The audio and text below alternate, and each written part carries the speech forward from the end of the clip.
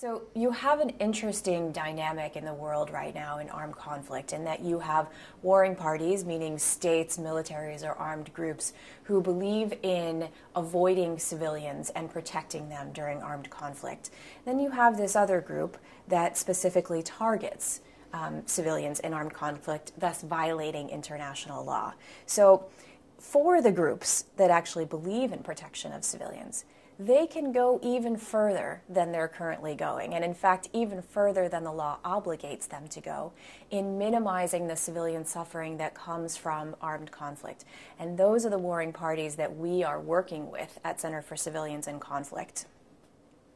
For the warring parties that do believe in protection of civilians, they can go even further in minimizing civilian suffering. And there are actually some really interesting best practices that are coming out of conflict, particularly over the past decade or so, especially with the U.S. and its NATO partners in Iraq and Afghanistan. And that's what we've really been trying to harness and create in my organization, is trying to get these best practices and making sure that they're proliferated all over the world.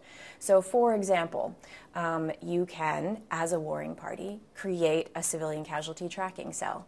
Now this sounds like something that's very technical and wonky, but it's actually several people within a force headquarters, hardware, software, the ability to track the civilian harm that's happening around particular bases across the country, the ability to then take that information into the force headquarters, analyze it over time, figure out, we have a problem at checkpoints, or we have a problem in our, driving convoys down the street, we have a problem with crossfire, whatever it might be, and then actually take those lessons learned back into the force and say, how can we avoid that in the future? One important thing that you can do by actually documenting the civilian harm that your own forces are creating is respond to civilian harm. So this is not something that we see a lot from warring parties in armed conflict, is an actual response to the civilians who have been harmed. And there are several ways of going about this as well. Most notably, ISAF, International Forces in Afghanistan, figured out that if they were to just knee-jerk react to an incident of possible civilian harm, if they were to just deny it and say this never happened and we're not going to pay attention to this, the local population, in addition to President Karzai and the international community, would get very angry. So what is the better way? Well, the better way is to actually document civilian harm, take that information in, and when an incident like civilian casualties happens, perhaps the bombing of a wedding party, as we've seen these kinds of things, be able to go back into your records and say, were we there at that time? And if we were, let's do an investigation. Send people out, talk to witnesses, talk to our own officers and personnel, figure out what happened.